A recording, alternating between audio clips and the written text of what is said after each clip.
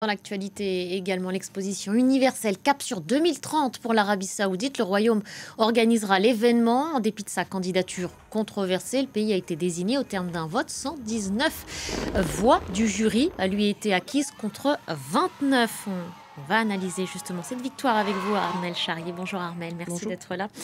C'est un succès de plus, disons-le, pour le prince héritier Mohammed Ben Salman. C'est aussi l'illustration de ce soft power qui fonctionne, qui marche.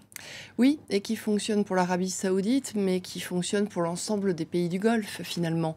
Parce que lorsque l'on parlait de soft power au début, de ce soft power culturel, de ce soft power sportif, on regardait ce que, par exemple, les Émirats arabes unis avaient fait avec l'accueil du Louvre à Abu Dhabi, qui était un pendant du Louvre avec un musée aux Émirats arabes unis.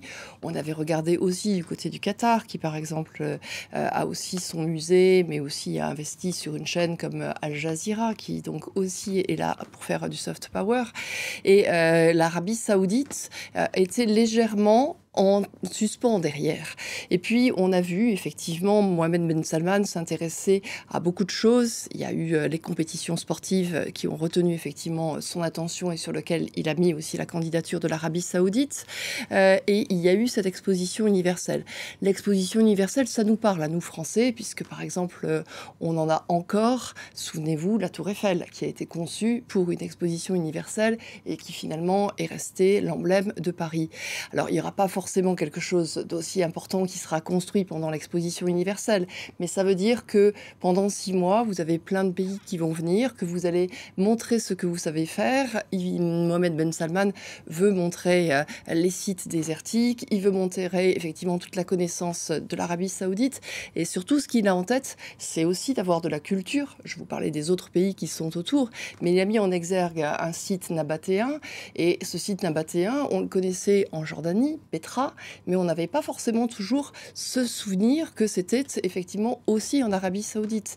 Et c'est un site qui est intéressant parce que c'est un site qui est pré-islamique. Donc dans un pays qui est quand même détenteur de la Mecque et de Médine, c'est très intéressant de vouloir mettre en valeur justement un site pré-islamique. Ça montre que vous avez une volonté touristique, ça montre que vous avez une volonté historique, et c'est là où en plus on retrouve les liens avec la France, puisque c'est le centre Pompidou qui s'est occupé, qui s'occupe en fait aussi de développement et d'aide sur ce développement de ce site. Donc toute cette vitrine travaillée, façonnée, qui a pour objectif donc d'attirer, c'est aussi une façon pour Riyad de préparer l'après-pétrole. Certainement. Il y a chez le jeune prince une réflexion qui se met en fait dans tout le monde tel qu'il est en train de se redessiner aujourd'hui. Alors la question c'est, est-ce que cette réflexion, elle est suivie par les plus anciens? Est-ce qu'elle est suivie par les plus religieux? Ça, on ne le sait pas exactement. En revanche, elle intéresse quand même la jeune génération qui est en Arabie Saoudite. Ce prince arrive en disant, finalement, nous avons une richesse qui est acquise par le pétrole. On l'a longuement utilisé avec un côté un peu bling-bling, avec un côté qui nous permettait d'avoir des accords avec les uns, les autres, etc. Et finalement, maintenant, on va un peu moderniser et on va s'intéresser quand on n'aura plus de pétrole. Comment est-ce qu'on va faire quand on n'aura plus de pétrole? Alors, il y a évidemment ce que je vous donnais, le versant touristique qui est très, très, très important.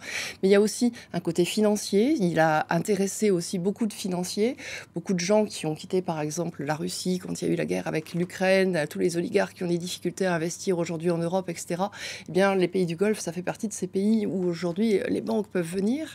Il a aussi joué sur tout un côté diplomatique qu'on n'avait jamais vu, qui était ce côté rapprochement avec l'Iran, bien évidemment, mais aussi cette capacité à un moment donné de dire, ben, si on sort du pétrole, on n'est plus lié de la même manière aux Américains, donc on va jouer aussi ce nouveau monde et on va s'intéresser avec les questions des BRICS. Il joue beaucoup de cette logique qu'il faut que le Moyen-Orient soit stable pour développer l'économie, et là on l'a pas beaucoup entendu sur la guerre entre Israël et Gaza, qui effectivement reste un peu importante. Et puis dernier point, sur sa société, par exemple, quand il propose aux femmes de le conduire et que demain peut-être il proposera aux femmes et surtout aux Saoudiens qui ne travaillent pas beaucoup de retravailler, là il dynamisera vraiment sa société. Merci beaucoup Armelle, merci pour ces éléments de compréhension.